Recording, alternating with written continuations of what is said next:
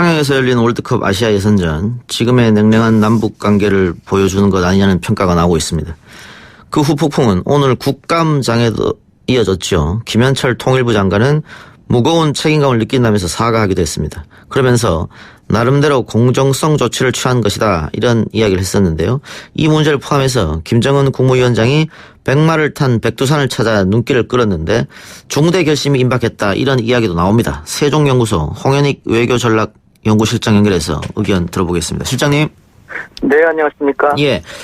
자, 29년 만에 평양에서 남북 축구 대결이 열렸는데 중계도 없고 관중도 없고 깜깜이 경기가 펼쳐졌습니다. 귀국한 선수들 말로는 몸싸움도 상당히 거칠었다라고 하는데 결국은 남북 간 냉랭한 관계가 이 경기에서도 이어졌다, 이렇게 봐도 되는 겁니까? 그렇죠. 한 2, 3개월 전부터 우리 그 국가 지도자에 대한 그 노골적인 비난을 계속 해왔기 때문에 예. 아마 그 김정은의 지시가 물론 있었겠지만 없었다고 하더라도 북한 선수들이 우리에게 이렇게 그 신사적인 태도를 보일 가능성은 거의 없었기 때문에 예. 그런데다가 여러 가지 그 뭐 의전이나 입국 절차, 또 호텔에서의 거의 감금 생활, 감금에서 사실 뭐 좀 쉬긴 했다는 거죠, 거꾸로. 예. 근데 입국할 때도 소지품 다 적어내라 그래가지고 2시간 이상 걸렸다는 거고요. 그리고 아주 거친 경기, 또 뭐 욕을 막 하는가 하면 이게 다 그 뒤에는 김정은 위원장의 지시가 있었다고 이제 보는 게 정상입니다. 그러니까 그 무슨 뭐 선수들이 자율적으로 한 게 아니라 요번에 좀 아주 각박하게 강력하게 그 우리의 모습을 보여줘라, 이렇게 뭔가의 지시가 있지 않았을까, 이렇게 예. 생각합니다. 결국은 의도적이었다는 거 아니겠습니까? 그렇죠. 그러니까 남북관계 자체가 지금 굉장히 좀 불편한 관계를 넘어서서 사실 불편하다고 하더라도 그냥 목리 정도나 그냥 좀 불만을 표명하면 좋은데, 예. 우리 대통령을 실명만 거론은 안 했을 뿐 굉장히 모욕적으로 막 조롱하고 막 예. 이러거든요. 예. 그 얘기는 이런 것이 전반적인 북한 사회의 분위기이기 때문에 북한 선수들이 그거를 그대로 행동으로 옮겨서 보여줬다. 예, 그러니까 지금 우리 국민들 중에서 일부는 우리 자존심이 너무 많이 상한다, 우리는 일방적으로 손을 내밀고 있는데 계속 거절하면서 방금 실장님 말씀처럼 대통령 욕까지 하고 있는데 언제까지 참아야 되느냐, 이런 여론도 분명히 있는 것 같아요. 그렇죠. 저도 마찬가지로 굉장히 분격하는데요. 예. 그러나 이제 따지고 보면 북한은 북한 나름대로의 불만이 있어요. 예. 어떻게 보면은 트럼프 대통령이 굉장히 난 김정은을 신뢰한다, 뭐 그러면서도 실제로 북한이 가장 바라고 있는 제재의 완화조차도 지금 안 해주고 있기 때문에 예. 사실 화는 미국에 내야 되는 거거든요. 예. 우리 정부는 제재를 풀어줘서 빨리 금강산 개성공단 하자는 거 아닙니까? 예. 근데 북한이 우리한테 불만을 표명하는 건 사실 잘못된 거죠. 예. 미국한테 정면으로 왜 제재를 안 풀어주냐 이래야 되는데 그동안 해노이에서도 제재 왜 안 풀어주냐 그랬더니 제재가 너네 약점이구나, 그러니까 절대로 풀어주면 안 되겠구나, 오히려 그러잖아요. 예. 거꾸로 보면은 북한이 사대주의라고 볼 수 있는 거죠. 예. 북한이 자기네들이 미국한테 하는 불만은 이제 우리한테 하는데, 예. 그러니까 우리는 미국이 가둬놓은 틀 안에서 북한의 욕을 먹고 있는데 사실은 미국 욕을 먹어야 되는 거죠. 예. 북한한테 욕을 먹는다면. 그러니까 근데 이게 모두 다 북한의 입장에서 만약에 그들 입장에서 생각해 본다면, 그들은 작년 9월 달에 자기네들이 북한 핵 시설의 한 60-70%라고 해당되는 영변 핵을 완전히 포기하고 파괴하는데 그 대신에 미국의 상응 조치를 문 대통령께서 좀 얻어주십시오 하고 합의를 했거든요. 예. 근데 작년 말에 문 대통령이 이제 미국을 설득해서 그걸 얻어냈어야 되는데 사실은 상당히 얻어냈는데도 불구하고 하노이에서 미국의 코온 변호사 청문회 하는 동안에 미국의 대북 기조가 싸늘해졌기 때문에, 그래서 트럼프 대통령으로서는 상응 조치를 해주려다가도 해줄 수가 없었던 상황이었거든요. 그래서 그것이 이제 결렬이 됐는데 그게 문 대통령 책임이다, 이렇게 예. 생각하는 거죠. 거기다 이제 F-35 들여오고 한미연합 훈련도 하고 그리고 이 하노이 회담이 결렬된 거에 대해서도 미국을 좀 비난해 줘야 되는데 우리 정부가 역시 미국에 대해서는 비난을 안 하니까 결국 중재자는 아니구나. 뭐 중재자 한다라고 내세우지 마라.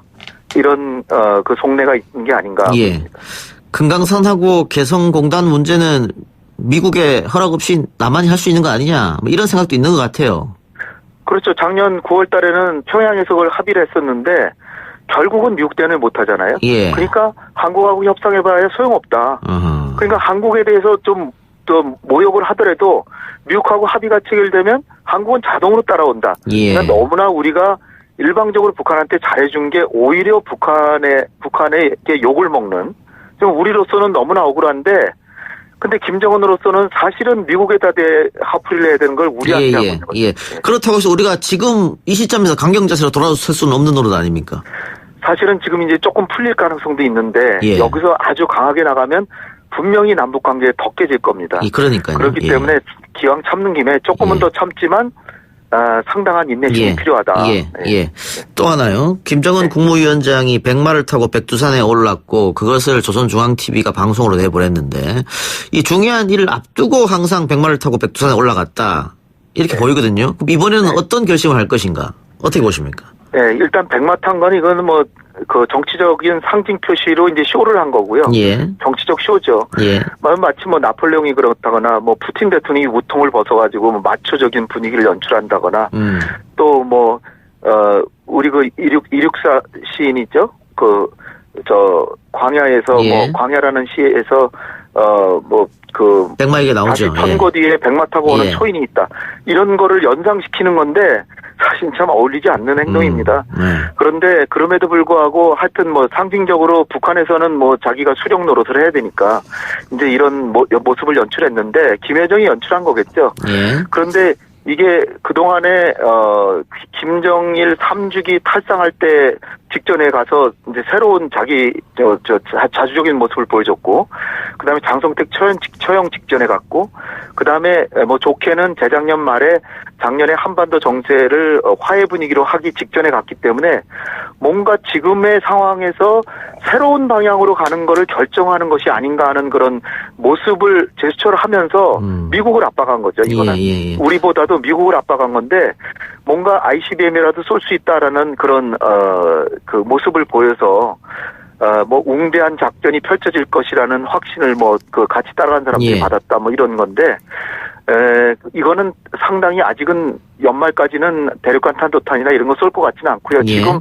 미국을 압박하는 모양새다. 이렇게 보여집니다. 이번에 미국을 비판하면서 자력갱생 얘기를 했는데 이것도 역시 미국을 압박하는 카드 중에 하나인 것 같고요. 네, 김정은이 자기가 국민들을 먹여 살려야 되는데 자기는 못 먹여 살리고 중국이 도와줘서 조금은 아주 최악의 상황은 아니지만 그걸 중국한테 고맙다고 하면 자기 능력이 없는 거를 드러내니까 그건 못하고 자력 경쟁으로 극복할 수밖에 없다 하면서 중국에게 도움받은 건 쉬쉬하면서 그냥 최악의 상황은 아닌 걸로 가자는 거죠. 트럼프 대통령이 최근에 북한 이야기를 잘 하지 않는데 원래는 기자들이 묻지도 않았는데도 북한 얘기를 자꾸 했었거든요. 요즘에 조용한 이유는 뭡니까? 지금 트럼프도 고민인 게 자기는 이제 탄핵 문제도 있고 또 터키가 지금 뭐 군사 행동을 해가지고 지금 트럼프 대통령이 굉장히 동맹에 대해서 너무나 무시하는 태도를 보이는 게 이게 트럼프 대통령이 잘못하는 거다라고 미국 내에서도 욕먹고 있고 우방들도 다 욕을 하고 있잖아요.